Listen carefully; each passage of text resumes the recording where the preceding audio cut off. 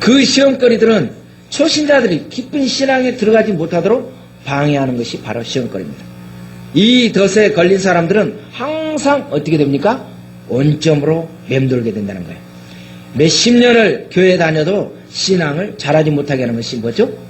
결국에 이것입니다. 이 시험거리를 통해서 그래요. 이런 시험거리들은 개인뿐만 아니라 교회에도 많습니다. 특별히 침체된 교회에 성령의 역사가 일어나면 마귀들이 얼마나 열심히 무섭게 달려들어서 시험거리를 만드는지 모릅니다. 그들은요, 교회가 부흥하지 못하도록, 성령이 역사하지 못하도록 온갖 수단과 모든 부분을 다 동원해서 역사하는 것이 마귀들의 작업입니다. 여러분 인정하시죠? 그런데 이 당시 이 초대교회에도 이런 모습이 있었다는 거죠. 놀라운 것은 우리가 지금 현재 살아가는 이 세대에 있어서 놀랍게 생각할 필요가 없어요. 예나 지금이나 계속 되어졌던 이 부분들이 있었다는 것을 우리가 보면, 야, 놀랍구나. 초대교회에 그렇게 성령의 역사가 있음에도 불구하고 뭐가요? 이런 시험거리가 있었더라. 우리의 최대의 영광은 한 번도 실패하지 않는 것이 아니라 넘어질 때마다 일어서는 것이라고 어떤 분이 이야기했어요. 우리가 어떻게 돼요? 한 번도 실패하지 않는 것이 아니라 넘어질 때마다 우리 성도들이 일어나는 것이 바로 하나님의 자녀가 아닌가 생각이 돼요. 많은 사람들이 그렇게 생각합니다. 나는 한 번도 시험 들지 않고 한 번도 문제가 없이 그냥 쑥쑥쑥 잘 가면 좋겠다 그러는데, 반드시 하나님 앞에서 성장하려면 어느 학교를 나와야 되죠? 고난 학교를 나와야 돼요. 고난 학교를 통과해야 돼요. 이 고난을 당해보지 않은 사람은, 고난을 경험하지 않은 사람은 영적인 부분을 체험할 수가 없습니다. 하나님의 거룩한 교회도 여러 종류의 시험과 어려움에 직면할 수 있습니다. 그러나요, 아름답고 복된 교회란 비록 시험과 어려움이 있다 할지라도 두려워하지 않고 사랑과 믿음과 지혜와 성령의 능력으로 이것을 어떻게 됩니까? 돌파하는, 전진하는 믿음이 있는 것이 바로 하나님의 교회라는 겁니다. 아멘이죠, 아멘. 안디옥 교회는요, 가만히 들어온 거짓 형제들이 있었다고 했습니다. 가만히 들어온 거짓 형제. 이 사단은 어떻게 들어온다고요? 소리내면서 들어오는 것이 아니라 가만히 들어온다고 갈라디아서 2장 4절에서 그렇게 이야기하고 있어요. 가만히 들어오는 거, 가만히 몰래 들어와요. 이 사단이 몰래 들어와요. 그래서 우리가 속고 있는 거예요. 그래서 제가 목사지만은 가만히 들어오니까 어떻게 해요? 나도 모르게 잘하는 것처럼 늘상 생활하고 있는데 가만히 들어와서 어떻게 해요? 내 마음의 어떤 부분에 다 고춧가루 뿌려놓고 있는 거예요. 개종한 제사장들로서 아직도 구습에 얽매인 자들이 있었다는 것이죠. 제사장들로부터, 아니 이 제사장들도 구습에 얽매여 있는 자들이 있다는 거예요. 율법의 준수에 고집하는 바리새인 성도들이 오늘 있었다고 이야기하잖아요. 또 유대주의자가 있었고요. 소위 할례당이라는 그 불리는 자들이 있었고요. 한두 가지가 아닙니다. 제사장들은 구습에 얽매였고, 율법을 준수하는 고집하는 바리새 성도들이 있었고, 유대주의자가 있었고, 할례당이라고 불리는 자들이 있었고, 도대체 한두 사람이 아니에요. 이 교회 안에는 한두 사람이 아니라 각양각색의 사람들이 다 있었다는 거죠. 저들은요, 사도들의 명도 받지 않고 안디옥 교회까지 가만히 내려와서 이방인 신자들에게 뭐라고 합니까? 구원을 받으려면 먼저 무엇을 받아야 된다? 할례를 받아야 된다. 할례를 받지 않으면 너희가 구원을 받지 못한다고 이야기하고 있습니다. 여러분, 온전해지려면 무엇을 지켜야 된다? 모세의 율법을 지켜야 된다라고 이야기하고 있습니다. 이렇게 가르쳤어요. 이로 인해서 안디옥 교회의 이방인 신자들 사이에 구원의 문제 때문에 아주 지금 심각한 사태가 벌어지고 있었어요. 안디옥 교회가 성령으로 잘 올라가고 있는데 구원의 문제 때문에, 할례의 문제 때문에 이런 문제를 어떻게 돼요? 근본적인 문제가 지금 동요가 되기 시작했어요. 이 사건은 엄청난 사건입니다. 이 교회 안에 지금 이 실로 하나님의 시험하는 행동이, 오늘 사도행전 15장 10절을 보니까 뭐라고 이야기합니까? 능히 매지 못할 맹해를 메우는 가혹한 저사행위를 하고 있는 거예요. 누구도 못 매는 걸요? 자기 자신들도 매지 못하는 멍해를 누구한테 매라고 하는 거예요? 초신자들에게, 이방인들에게 매라고 하고 있는 거예요. 또한 그리스도 안에서 누리게 될 자유를 박탈하고 있고 다시 무엇으로 가게 만들어요? 율법의 종으로 보내고 있는 거예요. 이렇게 하니 뭐라고 합니까? 저들을 괴롭게 하며 마음을 의욕에 빠지게 하는 행동이라고 사도행전 15장 24절에서 이야기하고 있습니다. 뭐라고요? 마음의 의욕에 빠지게 하는 행동, 마음의 의심을 생기게 하는 이런 모든 부분은 하나님의 행동이 아니라는 거죠. 바로 사단의 행동이에요. 이 문제는요, 초대교회가 당면한 가장 어려운 교리적인 문제요, 신학적인 문제였습니다. 우리가요, 믿음 생활할 때 수많은 사람이 그럽니다. 교리가 뭐가 필요 있습니까? 신학이 뭐가 필요 있습니까? 라고 이야기들 많이 합니다. 맞나요? 맞아요? 교리가 무슨 소용이 있어요? 신학이 무슨 필요 있나요? 그런데요, 오늘 이 본문을 보게 되면 교리와 신학적인 것은 굉장히 중요합니다. 그래서요, 우리가 장로교단이냐 순복음이냐 성결이냐 각 교단들이 다 생겨나는 이유가 이 교리 때문에 투쟁하고 있는 거예요. 굉장한 차이점의 색깔이 있습니다. 최근에 주위 사람들과 심한 견해 차이로 느껴본 적이 있으십니까? 여러분 있으세요? 저는 있었어요. 견해 차이 때문에, 이견 차이 때문에, 간단한 단어이지만 이 단어 때문에 지구상에 얼마나 많은 뭐가 일어나고 있어요? 분쟁이 일어난지 모른다는 거예요. 많은 가정이 바로 이 견해 차이 때문에 무너져 내리고 있습니다. 수없는 사람이 단순한 견해 차이로 말미암아 여전히 고통을 받고 있습니다. 이 부분을 우리는 인정할 수밖에 없어요. 통계에 의하면 인간관계 갈등이 거의 90%가 뭐라고 하죠? 다름 이 견해 때문에 90% 때문에 그랬대요. 우리는요, 두 사람만 모여도 뭐가 생긴다? 견해 차이가 있다. 두 사람은 모여도 나 혼자만 있으면 상관이 없는데 두 사람만 모이면 딸이고 아내고 상관이 없어요. 누구든 나와 다른 사람만 생기면 어떻게? 그때부터 갈등이 생기는 겁니다. 갈등 안 생기시는 분 자신 있게 이야기해 보세요. 이 지상에 생명을 안고 있는 분은 모든 분이 갈등을 갖고 있어요. 부부관계라 하더라도 자식의 관계라 하더라도 이 견해 때문에 피할 수가 없어요. 그러면요, 이러한 견해 차이는 왜 발생하는 것이냐라고 이야기했더니 문화적인 차이 때문에 그랬대요. 문화적인 차이 때문에. 그래서 사회학자들은 이야기합니다. 문화라는 것은 사람이 살아온 틀이래요. 여러분, 조등기가 살아온, 지금 49년 동안 살아온 그 틀이 여러분이 아무리 보고 저를 이해하려고 해도 이해가 되겠습니까? 안 됩니다. 제가 여러분에 대해서 이해를 하려고 해도 다 할 수 있어요? 못해요. 누구만 이해할 수 있어요? 위에 계신 분밖에 이해를 못해요. 그래서 이해하려고 하면 언제 되죠? 우리가 죽는 거예요. 죽을 때 되는 거예요. 죽었다 깨어나도 수많은 상담자들이 공부하고 그렇게 많이 하더라도 그거를 이해할 수가 없다는 것이 이게 결론이에요.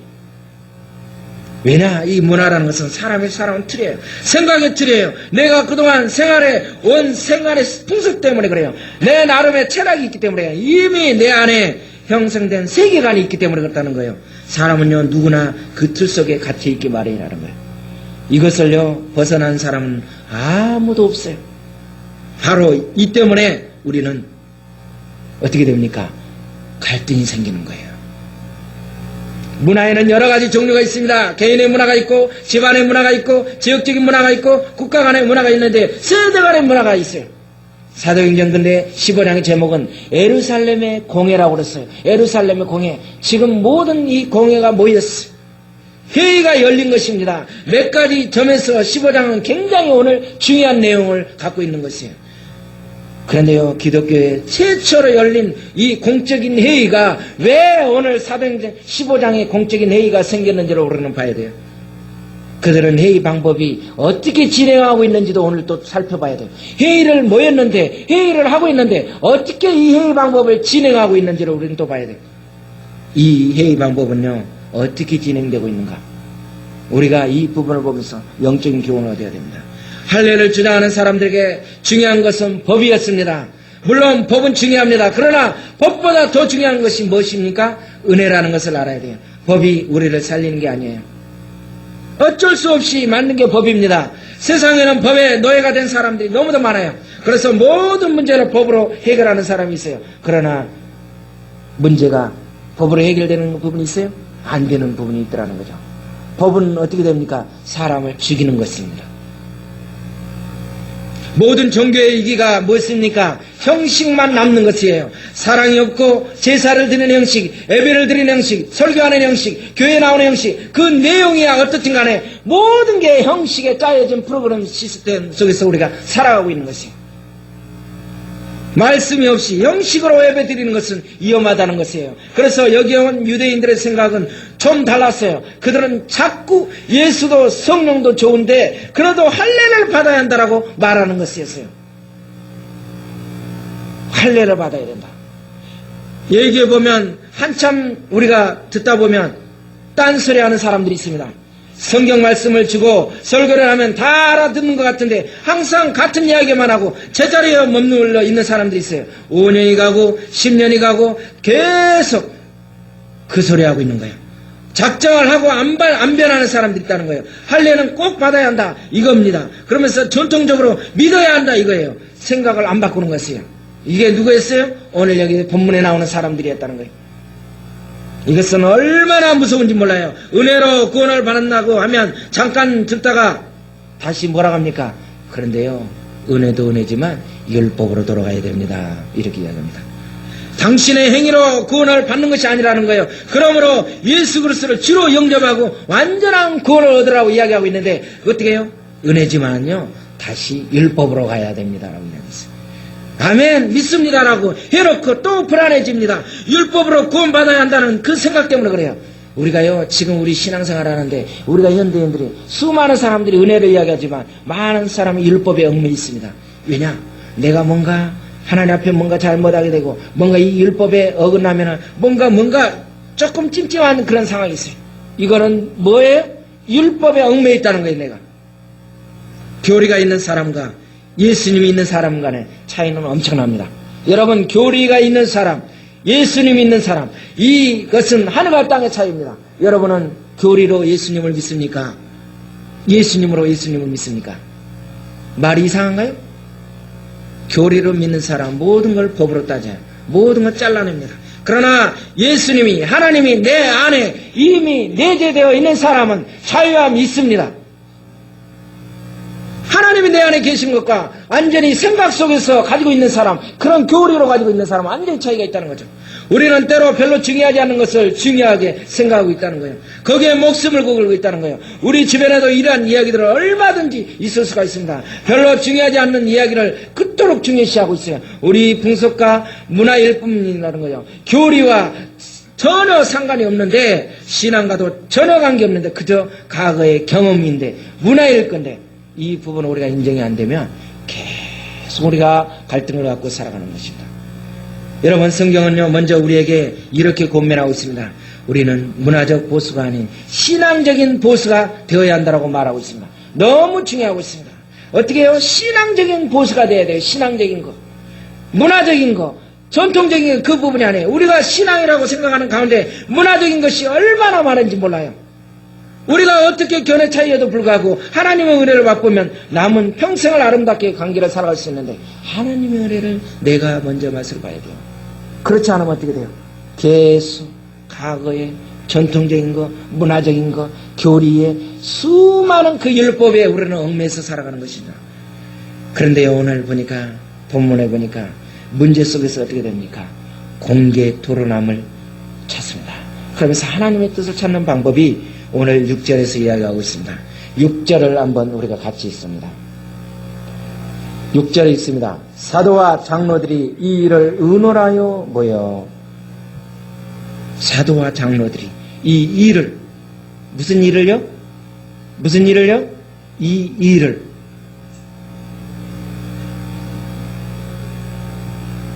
사도와 장로들이 이 일을 의논하여 모였다.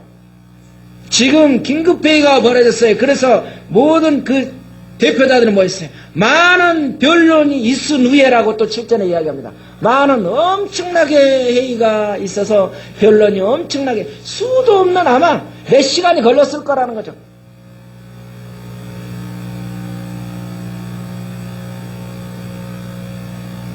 이들은요 어떤 문제가 생겼을 때 무조건 덮으려 하지 않았다는 거예요. 그 문제를 인간관계로 생각하면서 시시하지 않았다는 거예요. 여기에는 사랑과 신뢰와 지혜와 용기, 성령님의 도우심이 필요한 것입니다. 교회는 거룩한 공예입니다.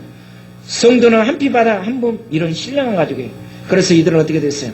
안디옥 교회가 큰 문제가 발생했을 때, 그러나 그들은 서로가 당파가 나뉘어서 돌아다니면서 욕을 하고 서로 비난한 것이 풀리지가 않는 거예요.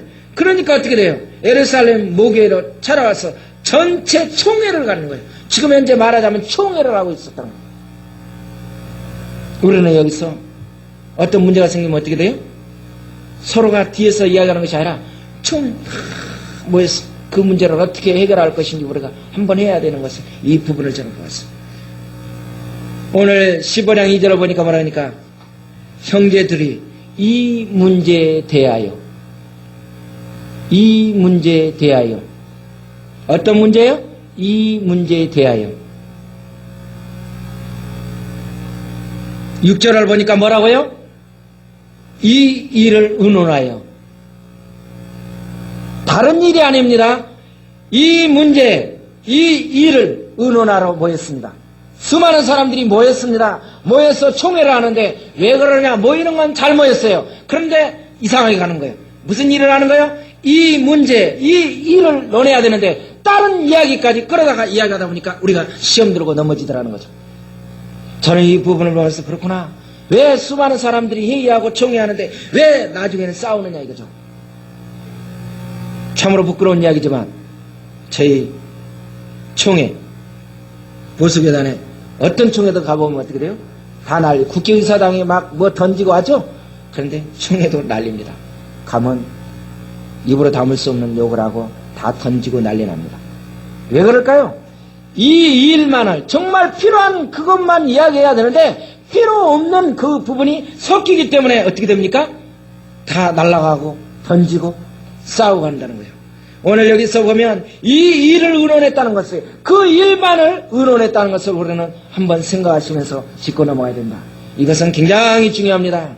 우리는요 보통 안 그럽니다. 1년, 2년, 3년짜리 묵은 듯이 안에 내재되어 있던 거, 쌓였던 거, 그것까지 다 끌어다가 좋은 기회다, 때는 이때다 하면서 따발총처럼 막 다 쏘아대어 버립니다. 그러니 해결이 되겠습니까? 안 되겠습니까? 안 된다는 거죠. 성경의 예를 보십시오. 얼마든지 큰 견해의 차이가 나왔다는 거죠. 사도행전 15장이 중요한 이유가 무엇입니까? 이때 만약에 잘못되었다면 교회는 완전히 갈라지고 끝나는 판인데, 굉장히 지금 교회가 제대로 가느냐 갈라지느냐 이 상황인데, 하나님은 이 일을 아름답게 진행하는 법을 여기에서 제시해주고 있습니다. 견해 차이가 생겼을 때 어떻게 해야 하는가? 대화와 토론을 통해서 풀어야 한다는 거예요. 먼저 풀 때 어떻게 돼요? 그 문제만을 가지고 이야기해야 된다는 거예요. 우리가요 이 부분을 보면서 저는 기도하면서 그렇군요 하나님, 저도 마찬가지구나. 그 문제만, 정말 문제점만 봐야 되는데 주변의 것까지 다 따라와서 괜히 군더더기가 붙다 보니까 안 할 말 할 말 다 하다 보니까 어떻게 돼요? 다 얻어 터지는 거예요. 좋은 뜻으로 모였다가 다 시험 들어서 다 더 나빠지는 상황을 보게 됩니다. 여기서 대화라는 것은 뭐냐입니까? 다이로우는 거예요. 다이아로그. 왜냐하면 두 사람이 서로 마음의 문을 활짝 열고 상대방을 받아들이는 것을 의미한다는 거예요. 그래서 개방의 정신이 대화할 수 있다는 거죠. 우리는요 흘러가지 않는 물은 뭐라 합니까? 썩기 쉽다 그러잖아요. 환기를 하지 않는 방은 공기가 혼탁할 수밖에 없어요. 그래서 우리는 어떻게 돼요? 항상 폐쇄적인 생각, 폐쇄적인 정신을 이제 어떻게 돼요? 열어야 된다는 거예요. 개방 정신을 가져야 된다는 거예요. 내비게이터를 시작한 우리 도우슨 트로우만은 한 직원이 찾아와서 다른 동료 직원에 대한 불평을 털어놓았을 때 당사자들을 불러가지고 마주 보면서 이야기를 합니다. 나한테 아까 이야기했던 그 불평했던 이야기들을 당사자를 쌍방에 두 사람을 다 불러다가 마주 보면서, 그래요, 다시 한번 이야기해 보세요. 그랬더니 이야기했을까요? 못했을까요? 못했으니까 이야기하겠죠. 제가 본인 앞에서는 할 수 없는 이야기, 아무 말을 안 했다는 거예요. 이때요, 이 도우슨이 뭐라고 합니까? 본인 앞에서 할 수 없는 이야기는요, 남에게도 하지 마십시오. 옳은 이야기예요. 대화에 있어 가장 중요한 원칙은 곧 선입견을 버려야 된다는 거예요. 저는 이걸 보면서 그렇구나. 지금 이거는 어떻게 보면 여러분의 이야기도 이야기겠지만 제 자신을 굉장히 한번 살펴보게 되겠어요. 모든 부분이 오늘 이 설교는 정말 저한테 엄청나게 더 오는 거예요. 어니스트 니스는요, 말도 아름다운 꽃처럼 그 색깔을 지니고 있다라고 말했어요. 말도요, 아름다운 꽃처럼 그 색깔을 지니고 있대요. 이 말이 더, 문구가 더 멋있는 것 같아요. 말도요, 아름다운 꽃처럼 그 색깔이 있대요. 그랬어요. 말은 소리만 있는 것이 아니라 색깔도 있고 그 말 속에 뭐가 있더라? 온기도 있더래요. 말이 어떻게 돼요? 냉기가 팍팍 박아서 사람을 죽이고 살리고 하듯이. 아, 그렇구나. 우리는요, 말 속에 아름다운 꽃처럼, 또 어떻게 돼요? 색깔처럼, 또 우리가 말만 하면 어떻게 돼요? 추웠던 사람이 따뜻해져야 돼요. 이런 저와 여러분이 되기를 소원합니다. 아멘이죠. 오직 예수님의 은혜로만 구원받게 됨을 이제 말하는 그 부분이 오늘 7절에서 이야기하고 있습니다. 그런데 오늘 7절은 뭐라고 합니까? 많은 변론이 있은 후에. 여러분요, 갈등이 계속 생겨요. 이야기 몇 시간이 걸렸는지 몰라요. 그것까지는 몰라요. 수많은 말이 왔다 갔다 합니다. 아마 굉장한 사건들이 있었을 거예요. 이런 문제가 생겼을 때 우리 교회는 어떻게 하고 있는지, 많은 의견을 수용할 준비가 되어 있는가를 한번 생각해 봐야 돼요.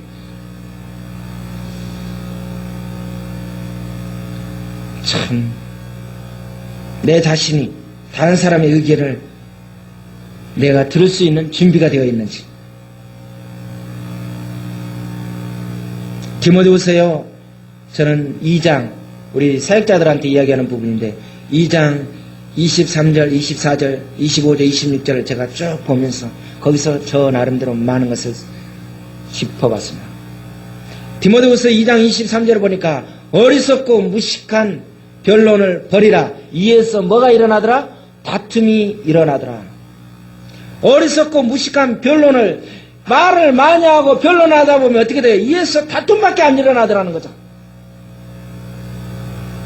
24절을 보니까 뭐라고 그래요? 그 뒤에 딱 이 말이 나오는데 뭐가 나옵니까?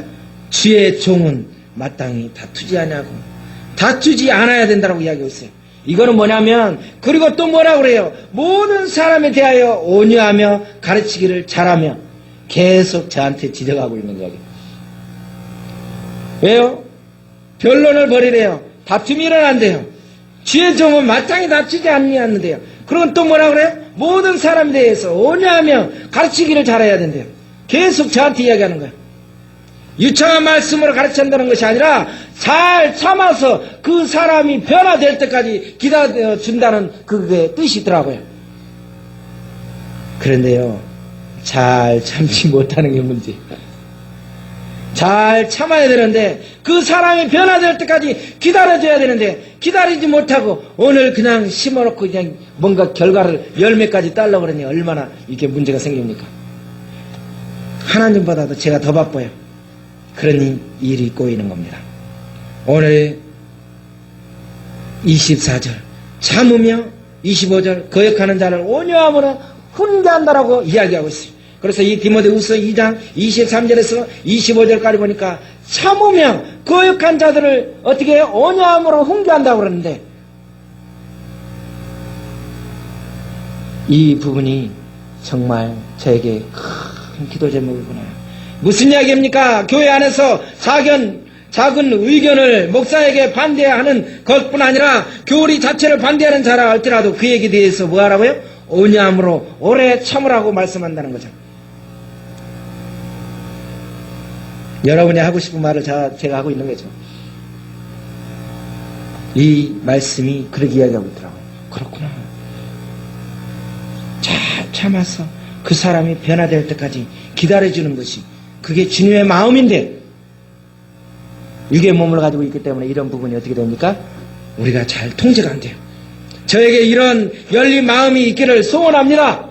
견해 차이, 그것은 있을 수밖에 없어요. 우리의 개인적인 문화가 다르고 집안의 문제가 다르고 지역적인 문화가 다 다르기 때문에 우리 그리스도인들은 어떻게 해야 하냐는 거예요. 이게 숙제예요.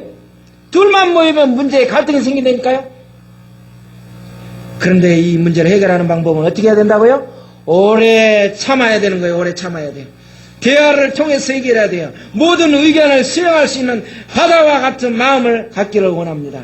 늘 이런 마음이, 열린 마음이, 진의 마음이 있기를 소원합니다. 여러분은 소원 안 하니까 아멘 안 해도 돼요. 저는 소원합니다. 아멘이죠. 저는 아멘. 우리에게요, 견해 차이가 찾아왔을 때 우리는 먼저 그것이 신앙적인 문제인가 문화적인 문제인가 판단하고 나서 신앙적인 문제에 대해서는 보수를 해야 하지만 문화적인 거 안 그러면 사소한적인 거 어떤 그런 개인적인 문제라고 그러면 어떻게 돼요? 그 문제에 대해서는 우리는 괜히 목숨 걸지 말고 개방적이어야 된다는 거죠. 어떻게 해요? 견해의 차이가 왔을 때 우리 신앙적인 문제가 인가 문화적인 문제인가 개인적인 문제인가 이 문제를 잘 우리는 영적으로 구별해야 됩니다. 오늘요, 이 베드로는 놀라운 일들을 했어요. 오늘 7절 다시 사도행전 15장 7절로 돌아옵니다. 사도행전 15장 7절로 돌아와서 보니까 뭐라고 그랬어요? 많은 수많은 언론의 그 언쟁 그런 변론이 있은 후에 누가 나타났어요? 베드로가 일어서서 이야기하는데 이 베드로는 무슨 이야기를 했는지 오늘 그 베드로가 이야기하는 이야기를 들어봐야 돼요. 베드로는요, 사실적인 이야기를 했어요. 진리 편에 서라는 것이었어요. 그런데 우리는 그렇지 못합니다. 늘 어떤 견해가 있으면 그 견해가 옳은가를 보지 않고 그 사람을 먼저 보더라는 거예요. 그래서 당파를 만들게 되는 거예요. 오늘 베드로는 뭐라고 합니까? 오늘 15장 1절을 보니까 어떤 사람들이 유대로부터 내려왔어. 형제들을 가르쳤다고 그랬어요. 어떤 사람이 어디에서부터 왔냐는 거예요. 유대로부터 왔다는 거예요. 그런데 갈라디아서 2장 11절을 보니까 뭐라고 합니까? 게바가 안디옥에 이르렀을 때 청망할 일이 있기로 내가 저를 면책하였다라고 했습니다. 오늘요, 사도행전 15장과 갈라디아서 2장과 우리가 계속 이렇게 연결해서 봐야 됩니다. 내용이. 게바가 안디옥에 이르렀을 때 게바가 예루살렘으로부터 안디옥으로 왔다는 거예요. 그런데 책망할 일이 있기로 내가 저를 면책하였다라고 이야기하고 있어요. 갈라디아서 2장 12절과 13절 보니까 야고보에게서 온 어떤 이들이 이르기 전에 게바가 이방인과 함께 먹다가 음식을 먹었어요. 저희가 오매 그가 할례자들을 두려워하여 떠나 물러가매 남은 유대인들도 저와 같이 애식함으로 바나바도 저희의 애식에 뭐가 되었더라? 유혹이 되었더라. 지금요, 이 베드로는 그냥 자유함 속에서 편안하게 음식을 먹었어요. 누구하고? 이방인들과 같이 먹었어요. 그런데 누가 와요? 사도 바울이 들어옵니다. 바나바라 이렇게 됩니다. 그런데 어떻게 해요? 이 사람이 보고 그냥 넘어간 것이 아니라 바나바도 뭐 했더라? 저희의 외식에 유혹이 됐더라. 그래서요, 이 외식이 좋습니다. 나가서 밥 먹는 게. 외식하는 자들이요. 그런데 이 외식에 바나바도 유혹이 됐더라. 저와 여러분이 우리가 행동하는 부분을 통해서 믿음이 약한 사람, 영적인 사람들도 어떻게 돼요? 유혹이 올 수 있더라는 거죠. 이런 유혹이 올 수 있는 부분을 가지고 누가 이야기해요? 사도 바울이 베드로를 책망했다는 거예요. 왜 그렇게 문제가 노출되어 있느냐고 책망하고 있습니다. 어떤 이들이 어디에서 왔다는 거예요? 야고보에서는 왔다고 했어요. 그래서 야고보는 누구입니까? 바로 예루살렘 교회의 담임 목사입니다. 우리가 사도행전을 이해하지 못하면 바울 서신서를 이해하지 못하는 이유가 여기 있습니다. 그래서 갈라디아서 오늘 2장과 같이 연결해서 봐요. 그래서 이 학자들은 많은 문제를 지금 사도행전 15장과 갈라디아서 2장과의 사건을 계속 동일선상에 놓고 보고 있는 것입니다. 사도행전서는 어떤 사람들이 유대에서부터 내려왔다고 이야기했고 여기에서 아주 직접적으로 예루살렘 교회에서 내려왔다고 말했습니다. 그렇다면 정말 야고보가 이 사람들을 보냈을까? 라는 이야기도 아니라는 거죠. 이 사람들이 그냥 자처한 것으로 본다는 거죠. 예루살렘에서 야고보가 보냈다 그러면서 온 것이라는 거죠. 그런데 뭐라고 합니까? 갈라디아서 2장 12절과 13절 어떤 이들이 이르기 전에라고 그랬어요. 어떤 일이 이르기 전에 게바가 이방인과 함께 먹다가 저희가 오매 그가 할례자들을 두려워하여 떠나 물러갔다라고 그랬어요. 이런 이유로 보면 사도 바울이 베드로를 면책했다는 거예요. 즉 유대에서 어떤 무리의 사람들이 왔다는 거예요. 예루살렘에서 바리새파 사람들이 왔다는 소리가 들립니다. 그러니 어떻게 베드로가 슬쩍 일어나더니 뒷문으로 나갔어요. 그러면서 어떻게 돼요? 입을 싹 닦은 거예요. 뭐 안 먹은 거? 고기 안 먹은 것처럼 싹 뭔가 한 것처럼. 왜냐? 바리새파들이 들으면 보면은 분명히 뭐 할 것 같으니까 나를 책박 잡을 것 같으니까 이 베드로는 쑥 은밀하게 숨었다는 거예요. 그런데요 바울이 다 알고는 베드로를 뭐합니까? 책망한 거예요. 지금요 베드로와 이 사도 바울과는 차이점이 뭡니까? 누가 선배예요? 베드로가 선배입니다. 후배 목사가 선배 목사를 그것도 누구 앞에서? 모든 사람 앞에서 완전히 면책하고 있어요. 보통 일이 아니에요. 얼마나 베드로가 마음에 상처가 됐겠냐는 거예요. 그런데 오늘 이 사도행전 15장에 뭡니까? 무슨 문제가 있어요? 할례 문제, 식사 문제, 공동 식사의 문제. 이것들이 큰 문제가 지금 되고 있는 부분이 지금 공동의회가 모여 있는 거예요.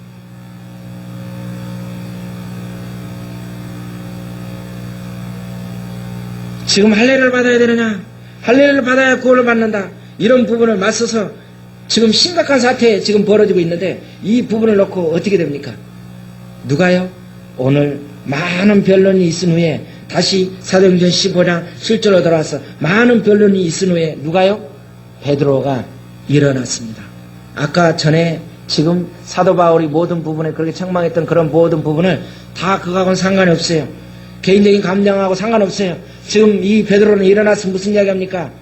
바리새파 교인과 바울과 견해 차이에서 지금 누구 편을 들고 있는 것이 아니라 바울 편을 들고 있다는 거예요. 왜 그러냐는 거예요. 바울이 하고 있는 그 사역이 친해서 그게 아니라 바울이 하고 있는 그 사역이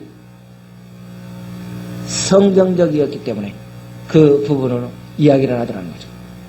어느 쪽이 옳고 어느 쪽이 그런지가 아니라 내가 옳다고 하면 남이 틀렸다고 얘기가 되고 내가 안다고 하면 남이 모른다는 얘기가 되는데 내 말이 옳고 그런 것이 아니라 오직 자기의 경험을 말하고 있을 뿐이에요. 좋으냐 나쁘냐가 중요한 것이 아니라 사실을 베드로는 이야기하고 있는 겁니다. 이 시간에 일어나서 하나님께서 앞서 가셨다는 것입니다. 우리가 옳다 그러다 하기 전에 하나님께서 이미 이방인 사람을 구원하셨다라고 8절에서 이야기하고 있어요. 15장 8절 8절을 보니까 뭐라고 합니까? 또 마음을 아시는 하나님이 사도행전 15장 8절입니다. 또 마음을 아시는 하나님이 우리에게 같이 그들에게 성령을 주어 증언하셨다. 또 우리의 마음을 아시는 하나님이 우리와 같이 저희에게도 성령을 주었다라고 얘기합니다. 이미 하나님이 저와 여러분의 마음을 알고 계신다라고 베드로는 이야기하고 있는 거예요. 여러분이 말하기 전에 누가요? 하나님이 여러분이 지금 많은 변론이 있고 지금 이렇게 회의를 하고 있는데 이런 모든 부분이 있기 전에 이런 모든 부분을 우리의 마음을 누가 알고 계신다? 하나님이 알고 계신다는 겁니다. 우리에게 이런 모든 부분을 다 알고 계신다. 그래서 우리에게와 같이 저희에게도 뭐를 주었다? 성령을 주었다는 겁니다. 베드로는 하나님께서 우리보다 앞서서 이미 그렇게 역사하셨다라고 사실 그대로 설명하고 있을 것입니다. 그래 거기에는 변론이 적인 의도가 없었어요. 성령의 역사가 있었다고 이야기합니다. 성령의 역사가 아니고는 이 말씀을 들은 사람은 아무도 없다라고 이야기합니다. 무슨 역사요? 성령을 주어 증거하게 하셨다. 우리는요 어떤 이야기할 때 어떤 말이에요?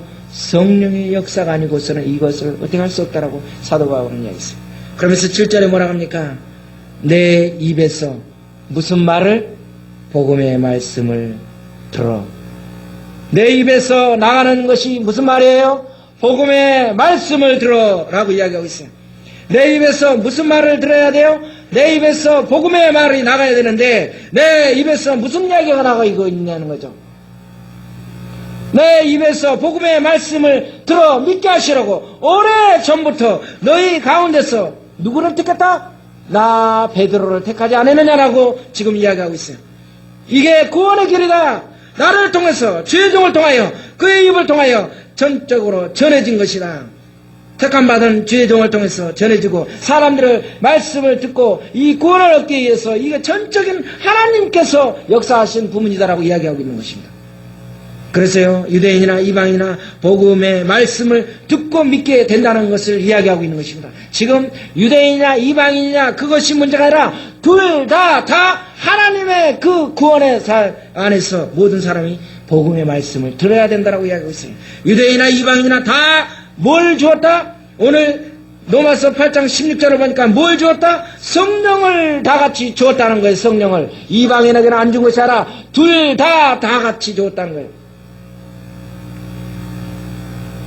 우리는요, 많은 사람이 착각합니다. 한쪽만 받은 것으로 아는데, 이 로마서 8장 16절을 보니까 뭐라고 그럽니까? 성령을 주어 둘 다 줬어요. 이방이나 모든 부분에 다 줬어요. 우리는 이 부분을 알아야 돼요. 내가 믿음이 있고, 이 초신자든 이방인든 모든 상황에 상관없이 이미 그 안에 뭐가 있는 사람에게 믿음이 있는 사람에게 성령을 주었다라고 이야기하고 있어요. 유대인이나 이방인이나 동일하게 주 예수의 은혜로만 구원을 받는다라고 이야기하고 있어요. 이것이 바울의 바로 신학의 근본의 핵심이었다는 거예요. 이게 사도 바울이 이야기했던 그 부분을 이야기하는 거예요. 그러므로 더 이상 이제는 뭐 할 필요가 없다? 할례를 거할 필요가 없다라고. 그러면서 10절에 뭐라고 합니까? 그런데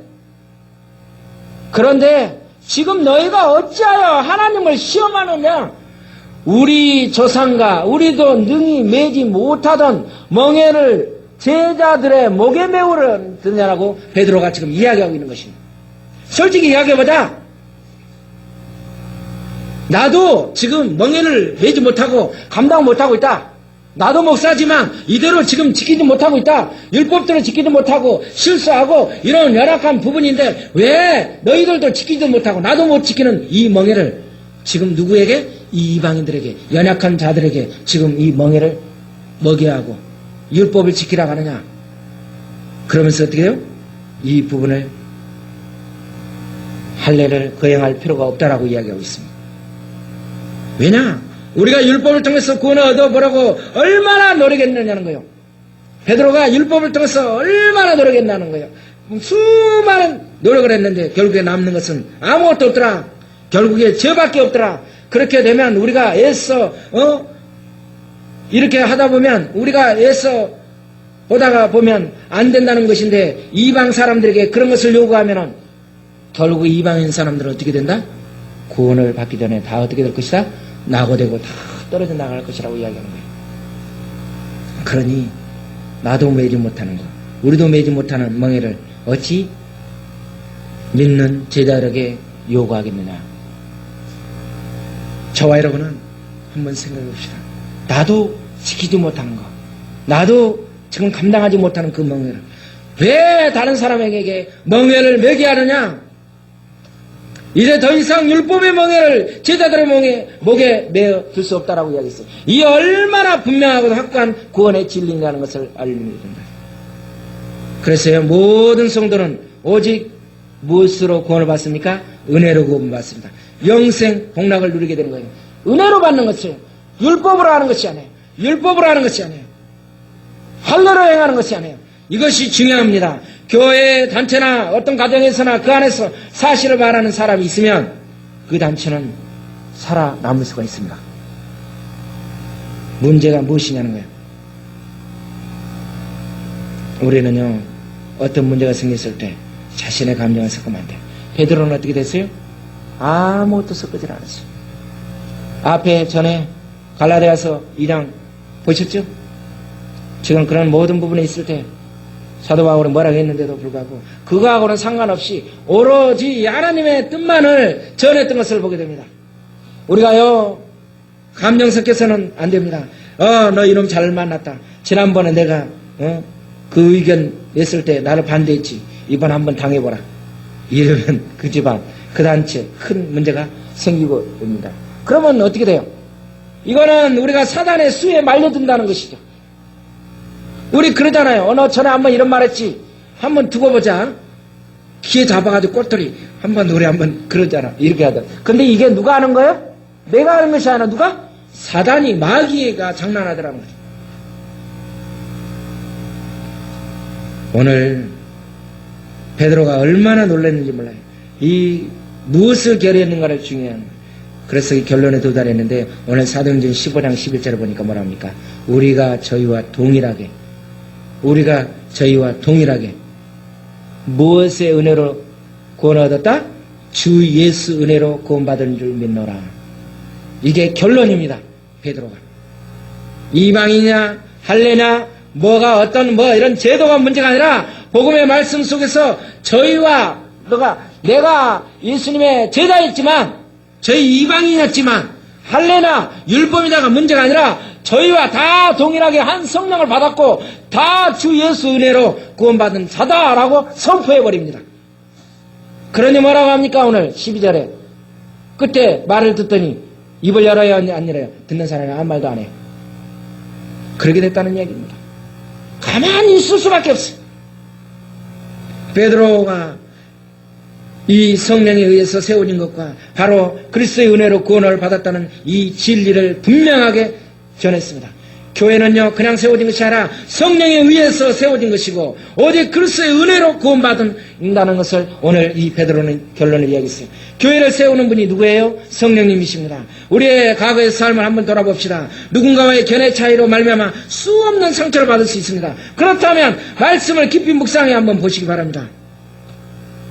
그런데 왜 우리 마음에 섭섭함이 남아있을까요? 왜 누구를 향한 마음이 풀리지 못하고 여전히 뒤에서 이야기를 퍼뜨리게 될까요? 그것은 누구의 장난입니까? 사단의 장난입니다. 내가 내요 성령으로 그 사단의 계계를 우리는 이겨내야 됩니다.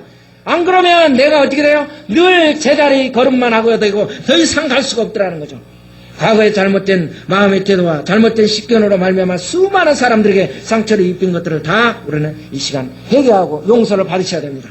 오늘 이후에 참으로 열린 마음으로 하나님의 마음으로 이 모든 갈등을 봉합할 수 있는 저와 여러분이 되기를 바랍니다. 아멘이죠. 말씀을 가슴으로 받으십시오. 그 다음에 우리에게 반드시 찾아온 견해의 차이에도 불구하고 생각의 차이에도 불구하고 문화적인 거 다름에도 불구하고 우리는 다 하나님의 은혜를 맛보는 놀라운 은혜를 체험하는 저와 여러분이 되어야 됩니다. 우리 하나님께 성도들 되어야 돼요.